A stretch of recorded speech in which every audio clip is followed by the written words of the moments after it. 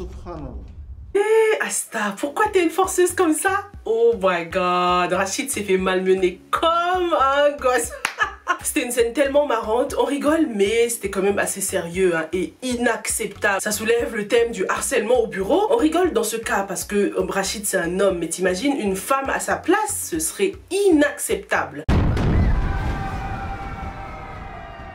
Dans cette vidéo, on va parler donc de cet épisode 9 qui était juste parfait, sans faute. Hein. Quand je regarde cette série, je suis juste apaisée. J'ai juste envie de sit back and relax en fait. Si ça ne tenait qu'à moi, je ferais même pas les analyses. On devrait juste savourer et puis c'est tout. Hein. Chacun fait sa propre interprétation et puis c'est tout. Parce que quand on y pense, c'est très personnel hein, en vrai. Il y a des choses tellement touchantes, tellement poignantes. Et c'est pour ça d'ailleurs que les analyses sont nécessaires parce que c'est une série remplie de symbolisme. Cinématographie magnifique, je le dirais jamais assez. Bravo au réalisateur qui est en train de faire un travail mais il n'y a pas de mots les gars. En ce qui concerne la petite scène finale là, j'adore hein, j'aime bien cet obstacle. Fallait s'y attendre parce qu'on n'est qu'au début de la série les gars. Le chemin est encore long les gars pour Salma. Un chemin qui sera rempli d'obstacles et Asta en fait partie hein, de ces obstacles. En tout cas, Salma is Gucci hein, du moment qu'elle a la bénédiction de ses parents. Tout ira bien pour elle. Salma a donc retrouvé sa famille. C'était vraiment des retrouvailles parfaites comme je l'imaginais. Très touchant et sincère. Elle a réellement de la chance hein, d'avoir une famille comme la sienne, une famille généreuse et pieuse. Oh, oh. Bienvenue chez toi. Namana.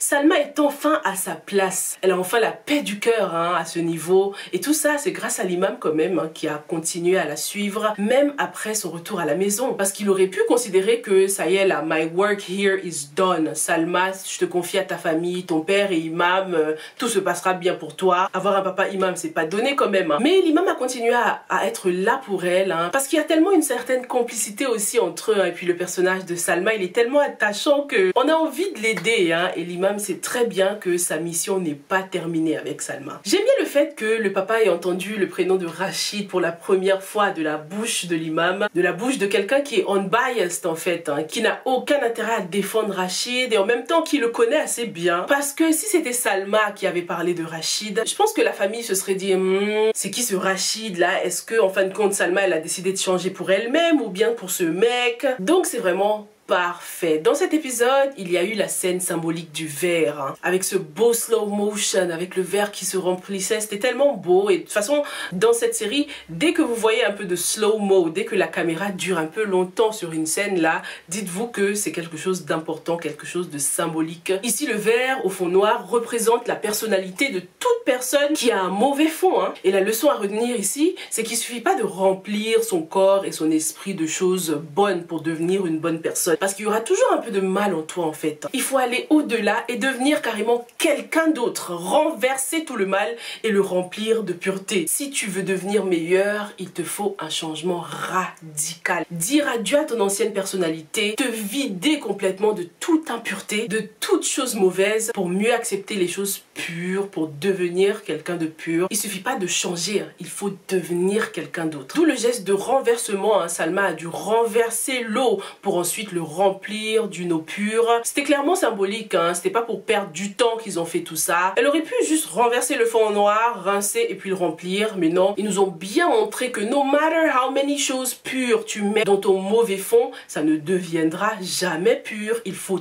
tout vider pour devenir quelqu'un d'autre. Il faut complètement changer. C'était vachement une belle métaphore qui est souvent utilisée hein, dans la religion et tout, et c'est une métaphore qui résume parfaitement la vie de Salma. Hein. On a vu pendant son séjour à Gaïa qu'il a fallu qu'elle se vide complètement. Elle a tout vomi hein, pour se débarrasser de toutes choses mauvaises, de toutes ses impuretés et devenir quelqu'un de pur quoi. Et pour ça, tout comme le verre qu'elle a commencé à remplir de choses pures malgré le fond mauvais, Salma a dû ingurgiter du liquide pur, spirituel que l'imam lui avait passé pour pouvoir vomir, se débarrasser de toute toxicité quoi. C'était un beau rappel de tout ce qu'elle a vécu chez l'imam et c'était vraiment magnifique hein, cinématographiquement. Cette métaphore représente Salma mais aussi d'autres personnages dans la série. Hein. Des personnes qui n'arriveront jamais à changer, qui auront toujours ce mauvais fond tant qu'ils ne prennent pas la décision consciente d'abandonner leur ancienne personnalité ou leurs anciennes habitudes. Moulay de la Moula par exemple, il est très à l'aise dans sa vie de débauche. Hein. Je pense que pour lui, il n'y a rien à faire les gars. Même vivre tu. Donc, Autant mourir de quelque chose qu'on aime. C'est le personnage le plus dark de l'histoire et il le restera. Mais en ce qui concerne Raki, on sent qu'il y a la volonté de changer. On sent qu'elle a parfois envie de se tirer d'affaire. Mais est-ce que Raki sera aussi forte que Salma? Et puis on a le cas de Khadija aussi qui a un mauvais fond, hein. Un mauvais fond avec un peu de pureté. Elle est au milieu, tu sais, elle est dans la période de remplissage du verre. Ça ne sert à rien de se remplir avec beaucoup de pureté si t'as un mauvais fond. Et du coup, on découvre dans cet épisode qu'elle est bien la sœur de la mère de Rachid, hein. Parce que la dernière fois, j'étais un peu mélangée. Vous m'aviez dit non, Sylvia, elle est la sœur du papa de Rachid. Apparemment, dans le livre, c'est la sœur du papa, mais dans la série, c'est bien la sœur de la maman. Donc elle veut que Rachid étudie l'offre de fusion avec la banque Al-Nour, mais ça sent mauvais les gars, ça sent it's fishy, hein. L'entreprise va clairement avoir des soucis parce que déjà il y a des soucis en interne, hein. Khadija elle est frustrée de ne pas être considérée. On apprend qu'elle travaille dans l'entreprise depuis que Rachid a 5 ans s'il vous plaît, et maintenant il ose lui parler fort quoi.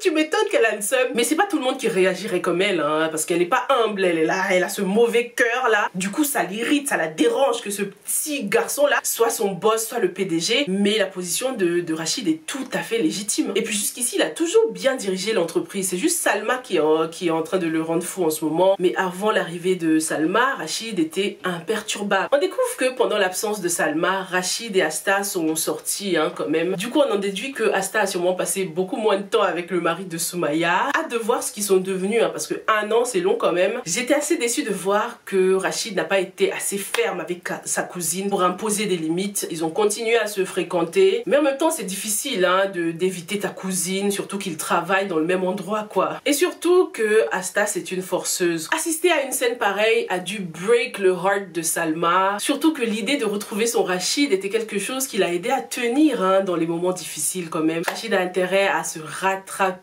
vite fait bien fait, mais on a de l'espoir parce qu'ils s'aiment tellement. C'est pas une petite Asta là qui va les perturber. Ah les gars, restez concentrés. On a un petit couple tout mignon qui va se former, on dirait. Au revoir. Au revoir, merci. Au revoir. Cyril, le frère de Salma, a l'air d'être sous le charme de la sœur de Rachid. Décidément, ces deux familles qui sont destinées à être ensemble. Est-ce qu'on va fêter 2 mariages à la fin de la série? Hâte de voir comment les choses vont évoluer. Et bravo à Tidjane qui a changé pendant ces 1 an. Hey, Baïm! Il respecte sa femme maintenant et tout, et je trouve que c'était tellement important ce changement parce que c'est le grand frère et du coup il fallait qu'il soit un exemple quand même pour Cyril, pour Salma, sans se mettre trop la pression aussi parce que Tidjane a l'impression qu'il se mettait trop la pression, le fait qu'il est grand frère, le fait qu'il ne pouvait pas enfanter, des trucs comme ça, ça le stressait. Donc content de voir qu'il est apaisé quand même et que son mauvais comportement ne va pas influencer son petit frère. Dis-moi ce que t'as pensé de cet épisode, quelle serait la solution pour Rachid? Comment se débarrasser de Asta? Peut-être la licencier pour faute grave, pour harcèlement. La famille va se retourner contre lui du coup s'il fait ça, mais il faut trouver une solution parce que ça ne va pas du tout là les gars. Merci beaucoup d'avoir regardé cette vidéo jusqu'au bout et on se retrouve samedi pour la suite de Salma. Stay safe and stay blessed. Bye!